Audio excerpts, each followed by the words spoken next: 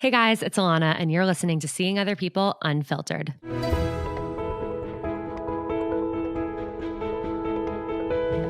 Each Thursday on Unfiltered, I'll be bringing on a different anonymous guest to open up about their real life dating experiences. We'll discuss what they went through or are going through, how they navigated it, what they've learned, and what advice they have to anyone else going through something similar. Unfiltered is your reminder that no matter what you're going through, you're not alone. If you have a topic that you'd like to discuss on Unfiltered, please email your story to seeingotherpeoplepodcast@gmail.com to be considered for an episode. Real people, real stories, real life. This is Seeing Other People Unfiltered. On today's episode of Unfiltered, I sit down with Zoe, a 26-year-old mental health advocate. Zoe opens up about her personal struggles with mental health and an eating disorder.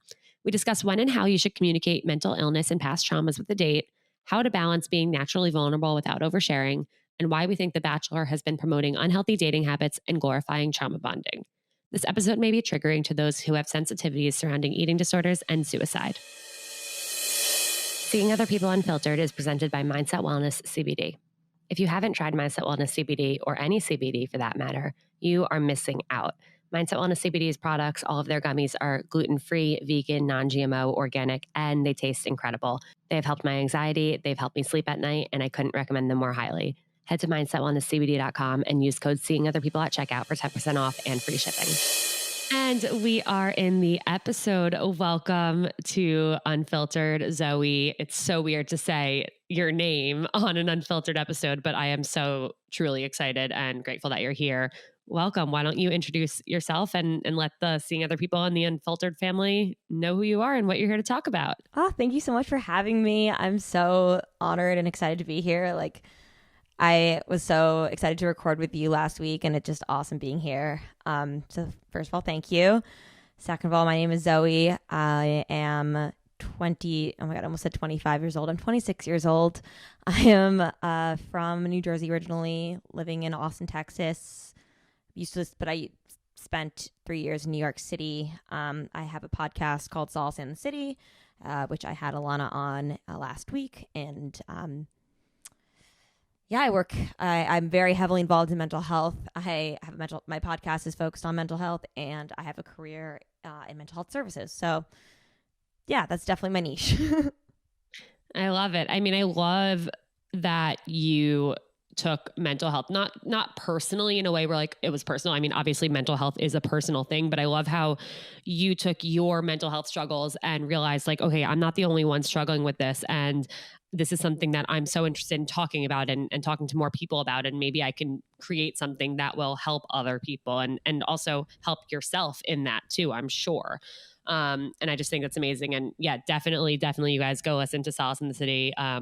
It's really wonderful. And Zoe's had so many incredible people on, and I'm really excited for our conversation today. There are a bunch of things that we're going to cover. This is also the first Unfiltered of the new year. And I think you are such an amazing, like perfect guest to start it off because of the things that you've experienced and the things that you've learned throughout your mental health journey. And so why don't we kind of start with the beginning of your mental health journey and how you first started to experience any type of like mental health struggle in your life and how it ended up impacting not just like that one aspect of your life. Yeah, definitely. So it's funny. Hindsight is like 2020, obviously, because I wouldn't have pinpointed a certain time in my life where I think it started, except now looking back, I think it's always kind of been a part of me, if that makes sense.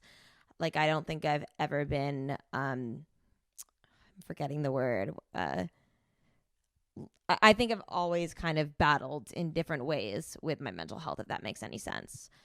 Yeah. But I think kind of coming to terms with some of the more, I guess, common mental health issues took place about I think it was like my sophomore year of college. Like I'd always, unbeknownst to me, but I'd always struggled with like OCD when I was younger, and I was just a very dramatic child. Like I definitely was a nemesis to my parents. But I think, then when I was in high school, I saw my my friends like talking about depression, and then I saw friends from my boarding school like leave because of an eating disorder, but I had never seen it firsthand, I guess, if that makes sense. It was all something I like couldn't really relate to. I just like sat and watched. But then that sophomore year of college was when I first felt like I was really sad, and it wasn't just like circumstantially sad. And it, honestly, I don't know what really was the like sparked it, but I do think it was sadly a guy and like and a relationship or a situationship kind of just falling through. And you're preaching to the choir. Oh yeah, welcome to the club. We're here. We have t-shirts. It's I mean, it's, and I think it was weird because this guy who really mentally destroyed me, he like, I spent so much of my time just making sure he was okay. And then fast forward to my sophomore spring, I was like, I'm not okay. So that's when I first went on medication for anxiety and depression. Granted, and this is like so emo of me, but and also it just shows kind of like where my brain goes. I knew, like, I had researched. I think I kind of self-diagnosed, in other words. I had watched Girl Interrupted and read the book The Bell Jar, where they both involve a woman who's battling borderline personality disorder, which if anyone knows Pete Davidson, that's what he's actually diagnosed with. So I was like, you know what? Sometimes I'm really happy and sometimes I'm sad. So I think I have that.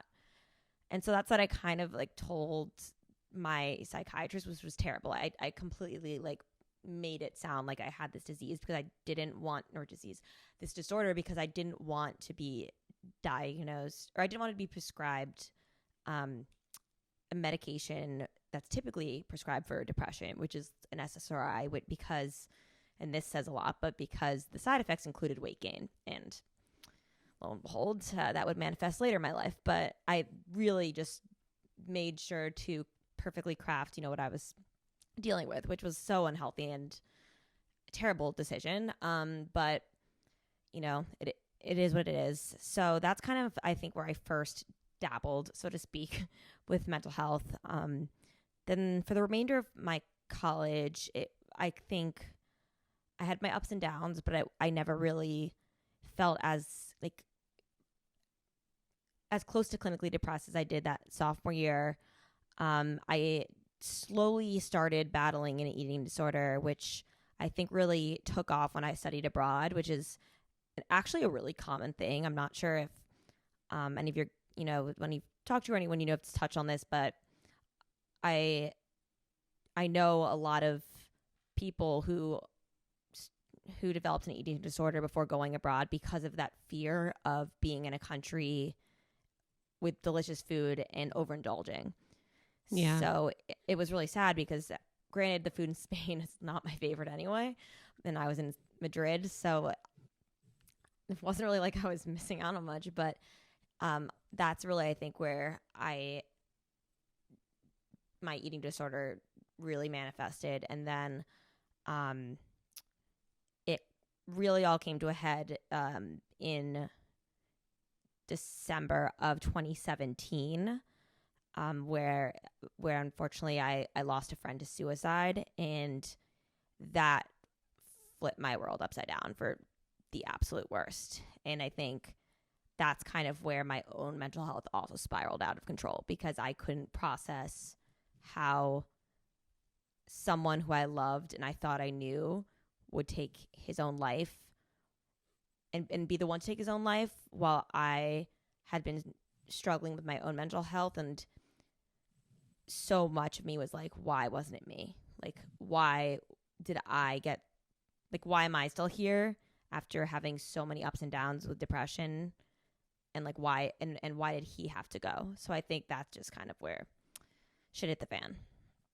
Yeah. Well, I'm so sorry that that happened to you and that you had to experience that. And I can't imagine how many ways it's impacted your life. And also to have that happen while you're already struggling with something. I mean, it, it makes sense that it flipped your life upside down. And I want to start by saying like you're here and you have gotten through it, and I know it's something that will still impact your life forever, but I think just to anyone who's listening who is currently struggling with something or is currently trying to self-diagnose themselves and is afraid to admit something to a therapist or is finding out about something so tragic that it's happened, I think look at Zoe as somebody who has gone through this stuff and who has made it through. And it's called getting through something for a reason because you have to really go through it. And so obviously just finding out about it was the start. So what was it like to then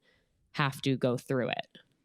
Yeah, well, first, thank you. Like, I, I mean, to be completely honest, like, I'm so proud of myself for going through it because it sucked. Like, it was so bad. I, I think it's so it's so weird too to think back to it because kind of as I mentioned in the beginning, that onset of my own depression happened because of a guy who I was doting on, and actually once he was like not okay. He wasn't good mentally when I was seeing him, and there was one time where he locked himself in his room and wouldn't talk to anyone, wouldn't talk to his roommates, and I was the only one who he would listen to. I like ran and got him insomnia cookies. I I did everything for this guy. And I think what was one of the things that was so hard when my friend passed away was that I was like, how did I miss the signs? Like, how did I miss the signs when not only had I seen this sort of thing happen with a guy who treated me terribly, but also saw was like, I've dealt with this. Like, why didn't I see it in him? And I think that was one of the hardest things to deal with. And that guilt really stayed with me for so long. And so that all for context or a timeline, I lost my friend on Christmas Eve of 2017. And then everything just kind of went to like shit.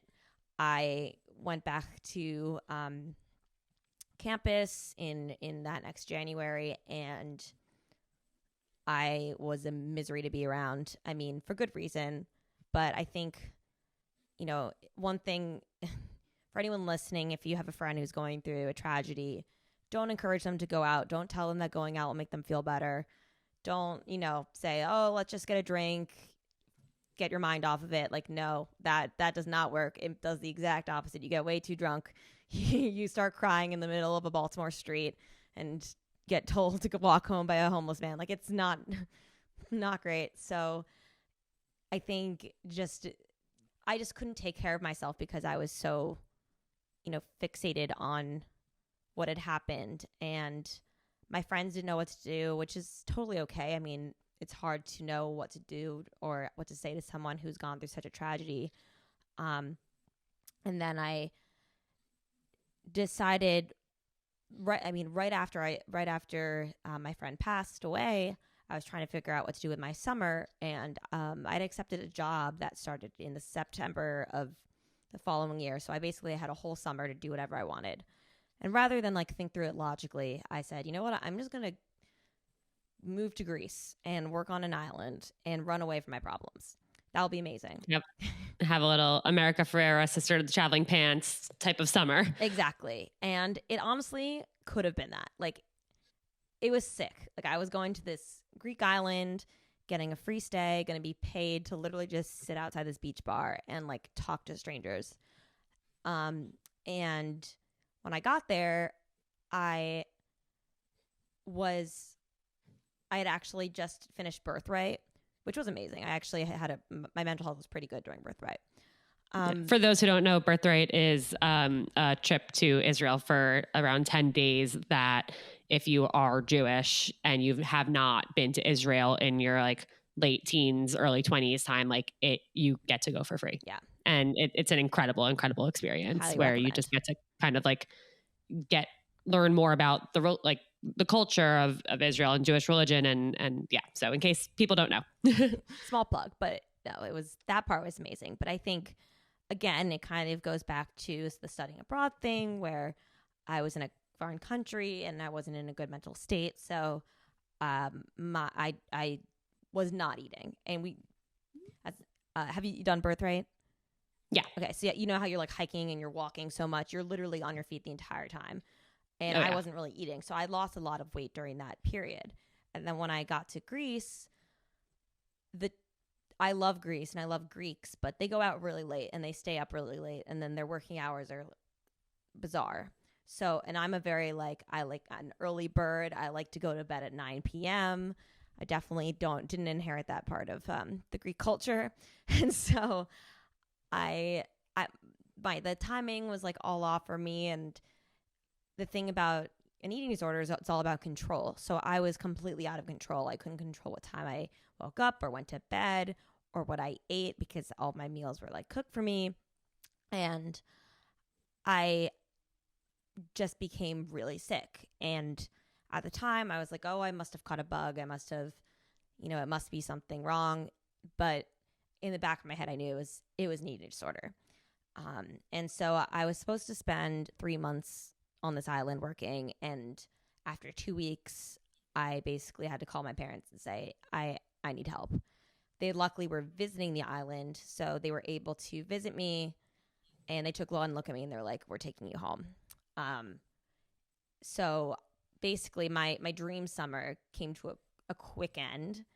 And upon returning to the United States, I was like lined up with doctor's appointments. Like I think I saw every single type of doctor you could ever see in the span of like a month. And it was not very fun. But I think that whole process was, it was terrible. Like I'd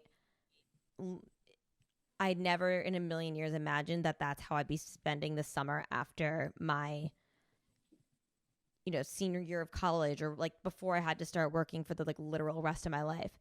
And I had so much anger towards myself and like guilt, and I couldn't bear it. Like there was a moment, and I remember this so clearly because I know it was the lowest moment of my life, where I just been told by my psychiatrist that I was going to have to go to an inpatient facility. And I remember lying on my bed in Murray Hill and just like looking up my ceiling and being like, how did I get here? Like, how did I was like, this can't be happening. I kept like closing my eyes and like praying to whatever is up there and being like, please get me out of this. Like, how did I get up here? Or how did I get here? This can't be happening. This can't be happening. Like I kept just going to sleep thinking like maybe this is a nightmare. It wasn't a nightmare. But I was able to, I didn't end up going to the inpatient facility, which I was happy about. I mean, in hindsight, maybe I should have gone, but I think kind of going back to your point of, what it was like going through that, like that was by far in a way the lowest point of my life. And looking back on that now and seeing just how far I've come is the light at the end of the tunnel that I wish I had. Like for anyone going through something or feeling so trapped, or like they're in a place that they never thought they'd be, what I can tell you is that there is a point sometime in the future where you will look back and maybe not be like grateful that it happened. Like it definitely sucked. There was a lot of things that I like wish didn't happen, but the lessons I learned from those things are invaluable. And I truly do not think that I would be at a job that I love with a podcast that I created by myself and just in this like new world of mental health if I hadn't gone through all that shit. So kind of a long way of saying, like, if you're going through hell, just keep going and just keep going, and then eventually it'll be a little less shitty. Yeah. Wow. I mean, thank you for, first of all, being so open and willing to be so vulnerable. I know when we like retell things like that, it's not easy because we're kind of reliving it through our words. And I really appreciate how much you were just able to kind of explain it all. And yeah, I love what you just said about like, know that there is a light at the end of the tunnel and that you are going to get through it. Like you really, truly are. And it might not feel like it. And I know I've been at points in my life where I did not feel like it. And you end up being just better and stronger for it. And we all are a result of the things that we've gone through. And just know that like, if you hang on and you keep going and keep getting up and getting out of your bed every day, like you are eventually going to get to a place where you can look back and say like, yeah, that sucked, but yeah, I got through it and I am stronger now for it. So I'm curious, I want to bring this into dating, of course, but I'm curious when you approach dating and when you go on dates and get to know people and connect with people, how this plays into that. Obviously, the first thing that comes to mind is like at some point you do want to or have to communicate about it because it is a part of you. And so I'm wondering, I think two part, like, do you? If so, at what point do you? And then are there certain things that might be triggers for you that if somebody says or if somebody does, that would upset you based on your experience? And then how do you either let them know, like, hey, by the way, this thing happened and that thing that you said or did, like, doesn't work for me? Or do you just kind of close the door and walk away because you know that it's not something that would work? So let's start with my first question, which is, at what point do you bring it up with somebody new? Yeah, I really wish I like knew the right answer, and I've definitely done everything from like wait too long to like just pour it all out on my first date. And I'm still trying to find that balance between vulnerability and oversharing. Oh yes, a tale as old as time. It's definitely a tough line to walk. Yeah. Well, have you like poured it out on the first date? Oh yeah. Especially after like 2 glasses of wine, I'm like, let me tell you about my first trauma. Like, like it's like that meme. Yeah. You know the meme that's like, I'm a very private person. Also me, like, Yeah. so like let's start with the little traumas before I get into the real heavy stuff. That's literally me. Yeah. How has that gone when just honestly, like for context, like how has that gone when you have overshared and poured your heart out about everything on a first date? Probably not well. Like I feel like in the moment I'm like thinking, wow, we're really connecting. And then it's like, why didn't he text me back? And now I'm like, oh, that's why. Because he was like, okay, like run away now. But I mean, I joke about it, but also sometimes it is, it's hard for it not to come up. Like if I bring up my podcast and they're like, oh, what's your podcast about? And I say, oh, mental health. Oh, why'd you choose mental health? I'm like, well, let me tell you. But I'd say,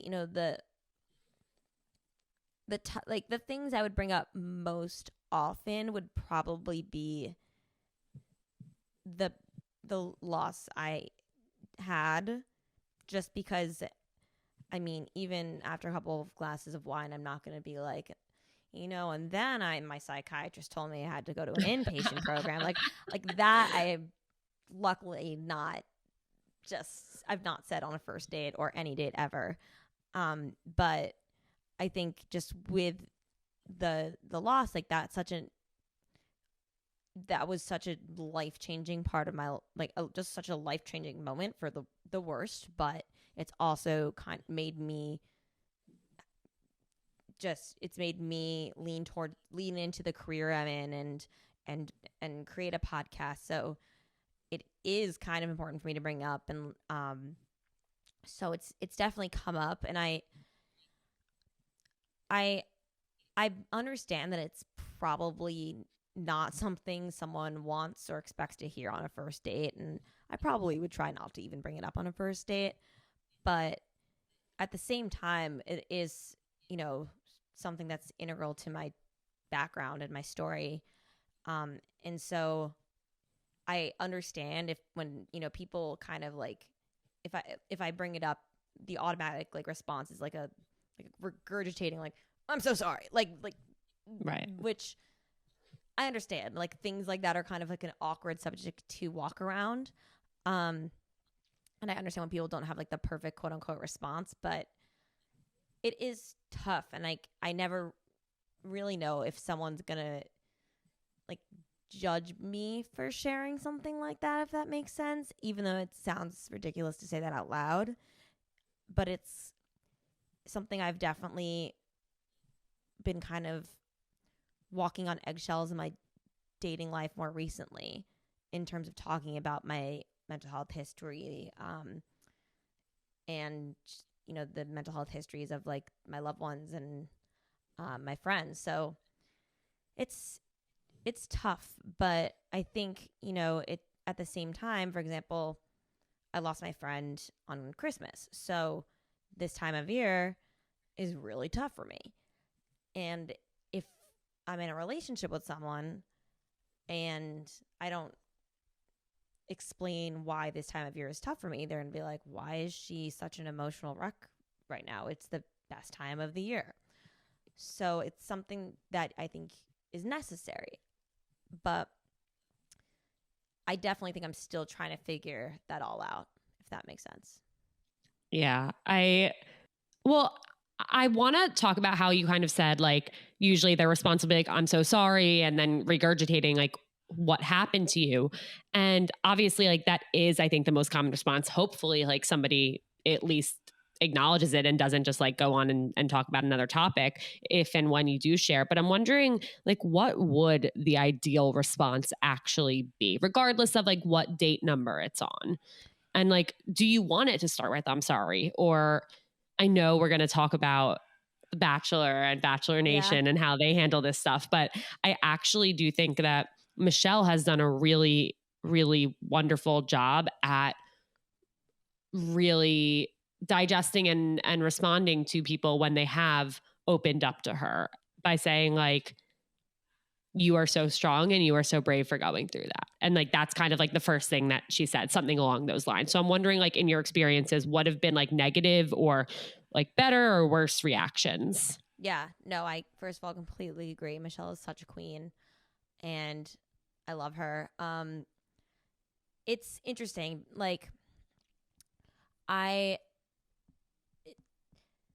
mean, obviously, like the responses that I don't love are like when people kind of like, you could see their face get like, oh, I'm so uncomfortable right now, because it's like, okay, well, sorry, that's just a part of my life. But I think just making sure someone feels heard is so important. And I think one thing that's really, interesting that I learned my senior year, I had a friend in college, and she had lost her cousin to suicide. And I had organized this Out of the Darkness walk, which is something that raises money for the American Foundation of Suicide Prevention. And she was there, and we were walking, and she was like, so what was he like? And she just asked me, what my friend was like.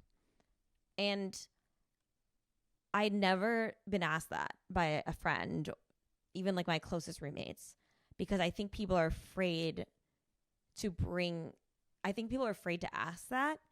But the thing is, and like I've heard this from people who work at the American Foundation for Suicide and Suicide Prevention and just other organizations, is like, survivors of suicide or people who've lost someone to suicide, they want to talk about their loved ones because it's the only way they're able to keep them alive. And I think it's a question that should be asked with care and with caution of like, what was she like or what was he like, if you're comfortable talking about that. But I think it's actually a really, it makes a person feel heard, and it makes the person who they've lost feel like, if it makes them feel like, wow, or it make me feel like, wow, this person actually cares. This person wants to know more about this. And it doesn't have to be, suicide. Like if I mentioned that I lost my grandfather, like, oh, what was he like? I think it's, do you have any like great stories with him? I think people just need to more than just an I'm sorry and like a, blessings and prayers or whatever people just throw out there. They need a if it's going to be brought up, then like let it be part of the conversation if the person wants it to be. Does that make sense? Like, yeah, I think that completely makes sense. And I think obviously you're bringing it up for a reason. You're not just like, oh, I came on this date to vent. Like you're telling them because it's a part of you. And I think asking questions is a really wonderful way to respond. And I mean, yeah, I think what you mentioned about like, oh, like you're sitting there saying this and you see them being like really uncomfortable. I think that discomfort, like obviously nobody's expecting to hear something like this on a date, and especially an early date. So I think before you start kind of saying something or going that deep into something, I think a good way to decide, like, am I being vulnerable and am I opening up versus am I oversharing, is like, do they deserve to know this about me yet? Mm-hmm. Like, have they earned the right to learn this thing that happened to me? And am I telling them because I feel like this is going to make our connection stronger because they're going to feel like they like see me? Or am I telling them because I want them to know this part of me? Like, you should be telling them because it feels right and because it feels like something they said or how comfortable they made you feel, and your communication and the conversations you're having are getting deep, and it's something that they need to know about you at this point in order to really know who you are, versus like, oh, well, this is something super unique about me that's going to like make me stand out and like make them think I'm a better person and great for like the shit that I've been through, even though it sucks. But like, look at me now. Like, really think about the reason why you're telling someone something, rather than just say like, oh, like this is something that's going to make me stand out. Because I mean, I've done it too. And it's so, I remember what I wanted to say, where it's like, you think that when you're telling this thing, like in your head, it's like, look at us, we're connecting, we're going so deep. And like, that's in our head. That's 100% just in our head. In their head, it's like, oh my God, this person's pouring their entire heart and life out to me. What do I say? What do I do? Like, what do I do with my hands? Exactly. I remember going on a run, and I was listening to the Brene Brown's Daring Greatly. If anyone hasn't read that, highly recommend. I can't believe I read it only like a month ago. And she has a whole like couple of chapters on the difference between oversharing and vulnerability. And I literally felt like personally victimized when I was running listening to that, because I was like, I am so guilty of oversharing. Like, and what she says is you kind of have to ask yourself questions like, why am I saying this? Am I saying this for my benefit? Like, am I saying this because it feels good for me to just talk about it? And as you said, like, oh, or, makes me unique, or, makes me break down a wall on this first date that maybe he'll or she'll connect with. Or am I saying this because it benefits someone aside from me? Like, does it benefit our relationship? Is it necessary because of the time of year, or because it'll add context to, why I'm behaving a certain way? And that, when I heard that from Brene Brown, I was literally like mind blown, because I've definitely been guilty of both, and still, again, trying to find that balance between what is oversharing and what is me just exactly as you said, like, wow, we are like getting along so well, when like in their head they could be like, whoa, I am not a therapist. Yeah, the number of times I've come home from dates and been like, oh my God, that was amazing. And like all I did the entire time was overshare. And like, I feel good because I talked about myself the whole time, and like they sat there. But like in reality, and like in hindsight, No. Yeah. Like absolutely not. That's not what dating is. It's also like think about it this way. It's like you're on a date to get to know them. So like if you're afraid that you're gonna be like oversharing, or if like you're listening to us and you're like, oh shit, like I've done what Alana and Zoe have done, like think about it this way. We're like, you're going on a date to get to know them. And yes, you're going to also share sides of you, but ask them questions and then let them ask you questions. Like you don't have to go in with a mission of like, I'm gonna like pour my heart out, or like I'm going to show them all like what's underneath the 10 layers and be like, no, like let them peel you back like one layer at a time. Yeah. Because at the same time, I've also been on the receiving end of like saying I have a mental health podcast and then being like, oh, that must mean she's a therapist. Let me tell you all the trauma I've been built up because I don't see a therapist. So, and I always leave those feeling like, well, that guy's not getting a text back. Like, whoa. Right. Which is a little bit hypocritical now that I think about it. Ding, ding, ding. Yeah. I mean, I think that's a really good way to think about it. Like, regardless of what your thing is that, or what's happened to you in the past, that eventually you're going to want to communicate to somebody you're trying to build a relationship with.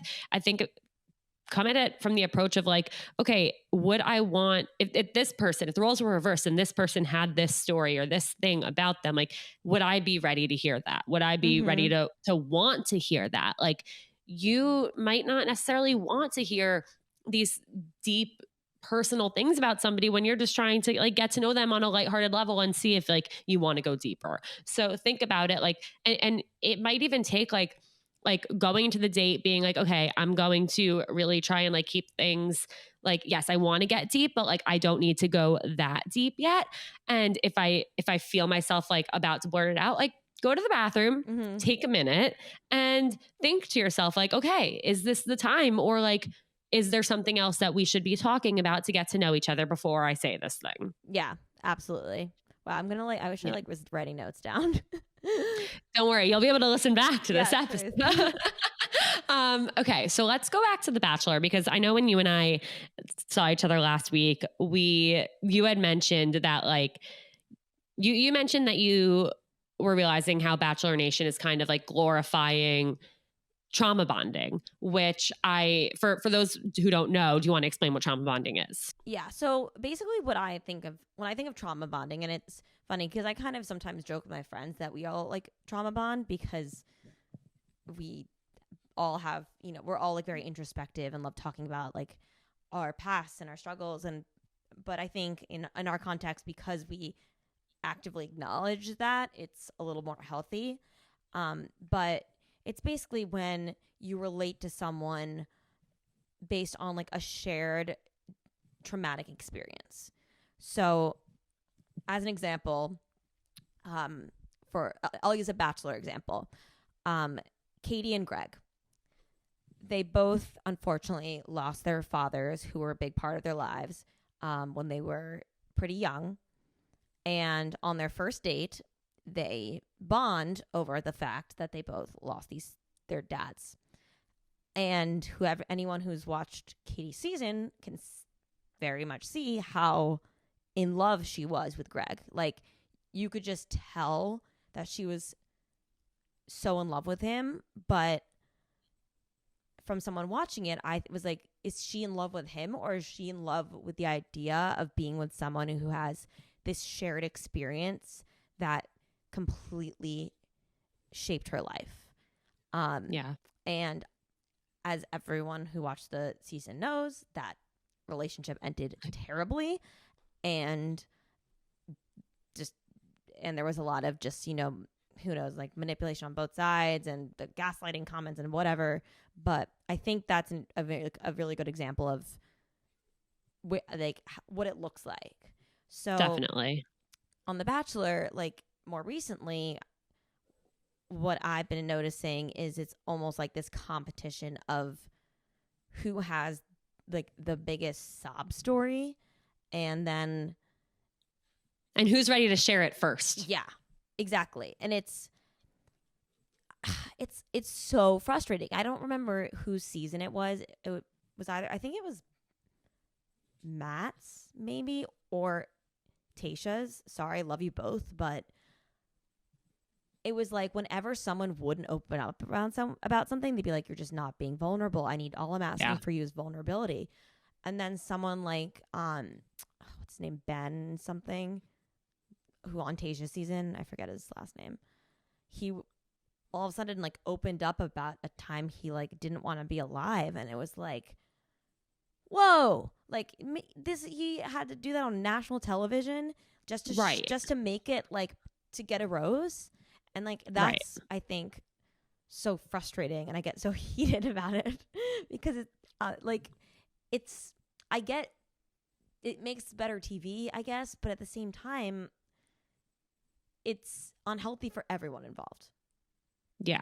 Well, it's like, yes, I totally see like the aspect of like it really fucking sucks that in order for these people to form what is considered a legitimate and deep enough connection, they have to pour their hearts out about their deepest, darkest experiences on national television. Like that part of it sucks. And like, yes, they're going on a TV show. That's something and they're trying to end up in an engagement with somebody. Obviously, they are going to have to communicate that at some point. And yeah, they're on a TV show, so it will have to be public. That sucks.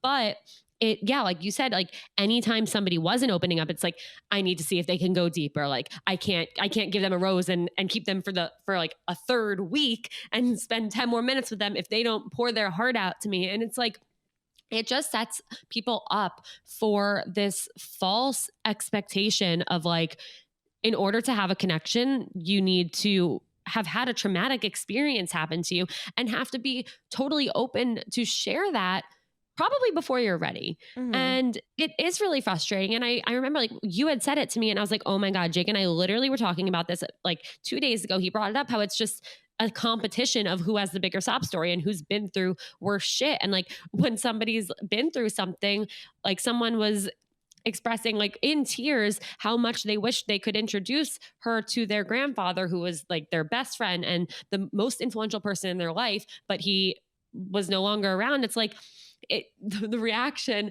she did a really wonderful job at like giving that story and that experience as much of her heart as she did to somebody else who had like experienced suicidal thoughts and like serious depression and stuff. But it's like, you could tell like people were like, oh, well, he's just saying like his grandpa died. Like, yeah, so is everyone's grandpa.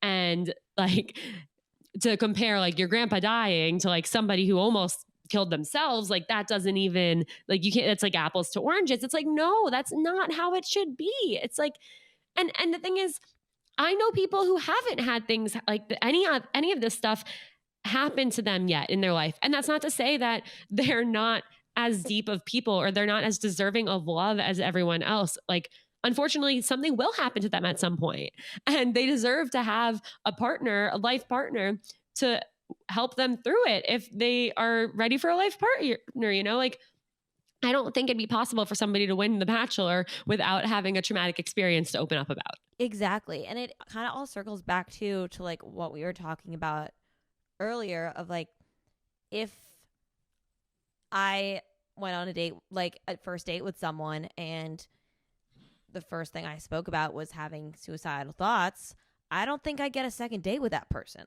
Like, it's almost reversed. It's like on The Bachelor, you're like literally given a prize for sharing these deepest, darkest things about yourself. But in the real world, I don't think you get that same reaction. Like, no, I don't, as in you wouldn't, like 99.9% sure. So it is just bizarre. And it's definitely, you know, again, I've watched so many seasons. It's definitely something that's become more and more common, I think, since like the rise in social media. And obviously The Bachelor is trying to be more like deeper, I guess, or like have more substance, quote unquote, even though everyone needs to be authentic and vulnerable. Yeah, it's like, I still watch it because it's trash, but like, I mean, I love it. Yeah, but. I love it. It's just, it almost makes me think, I mean, and I do think that The Bachelor in Paradise is superior because people actually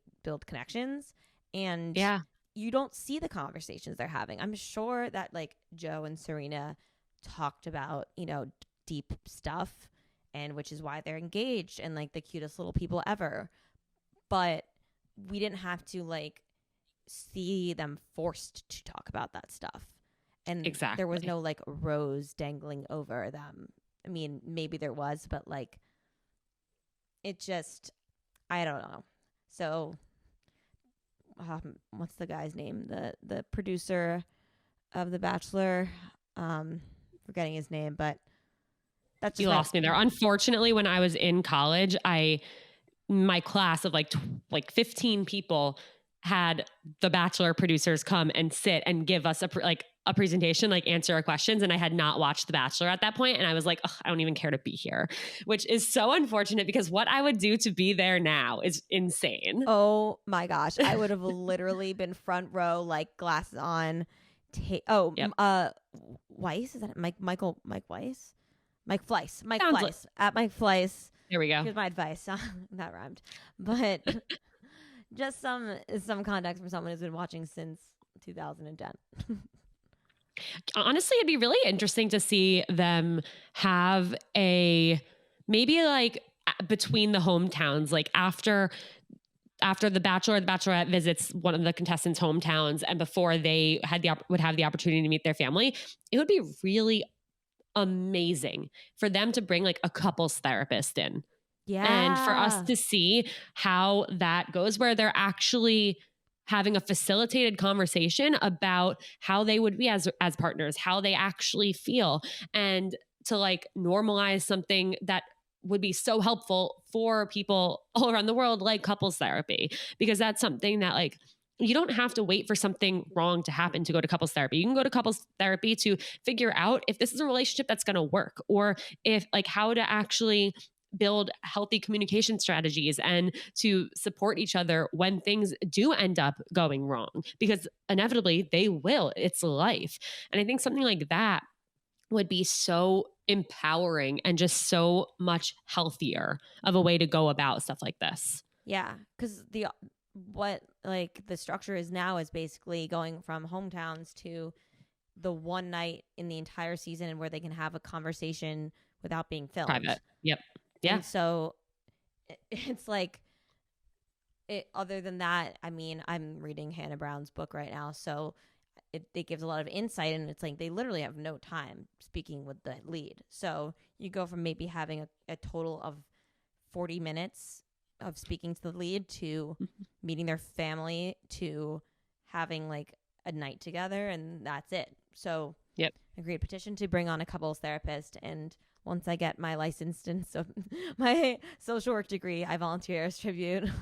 Let's do it. We should just take over. We should be the producers from now on. Yeah. I love it. Well, this has been an absolute treat to have you. I love everything we talked about. Like I said before, I appreciate you being so vulnerable and open. Before I let you go, I'm curious what one of like the most important or most impactful lessons you've learned from Solace and the City, from your guests, from your experience doing this has been. Oh my gosh, that's such a good question. I mean, so much. Like, I cannot express how much I've learned from the people I've had on, including you, and like just I think that's like my favorite part of podcasting. But I think the most important thing I've learned, and it's not really like, it wasn't like a realization, it was more of like an affirmation of just the fact that you really don't know what anyone has gone through or has experienced, which is just in line with my favorite quote of like, you never know, or everyone you meet is going through a battle that you know nothing about. Be kind always. And so being able to talk to people and not know their story and going into with that mindset of like, I don't know what they've been through, but I'm here to listen, is something that's I've always stood by and has just been reaffirmed by the guests I've had on. Yeah. So that's definitely it. I love that. And I feel like I try and remind myself of that all the time. Like, even if I see like, you know, like I've been in cars with my parents where like somebody makes like someone in front of us does something and like my dad's like, oh, fucking asshole. And I'm like, maybe they're having a really bad day. Mm-hmm. Like maybe they just got like found out that somebody died or somebody asked for a divorce from them or like they're rushing to the hospital. Like we don't know. Yeah. Like we have no idea. We're not the only ones with problems. And like, my dad always calls everyone who does something wrong in the car an asshole. Yeah. But yeah, no, I love that. And I think that is so, so true. Well, thank you so, so much again. Where can everybody find you and your podcast and listen to our episode of it? And yeah, all that. Oh, thank you so much. My podcast is Solace and the City, like AND, and it can be found anywhere where you listen to your podcasts. It's at Solace and the City on Instagram, and I am at Zoe Scur, SCUR on Instagram because I shortened it because my last name is way too long. How do you pronounce it? Scurletis. Scurletis. Okay. Yeah, it's I think that's what I thought in my head. But no one can ever pronounce it. They're like Scurletis. I'm like, oh, it sounds like a disease. So. Yeah, it's okay. When people type Alana, because the default font on computers and phones has an I that looks like an L. People think my name's Lana, Liana, Elena, Lama, Lalana, Lalaine. Yeah, so I get it. I hear you. Well, thank you again. And thank you to everyone who was listening. Don't forget to give a 5-star rating and a review. Those help so, so much. And send this episode to a friend if you think you have someone in your life, a friend, a family member, a coworker, someone you met on the street, someone you met on the subway, someone you met while getting your COVID booster shot, whatever it is, who you think would benefit from listening to this. And we will see you on the next Unfiltered.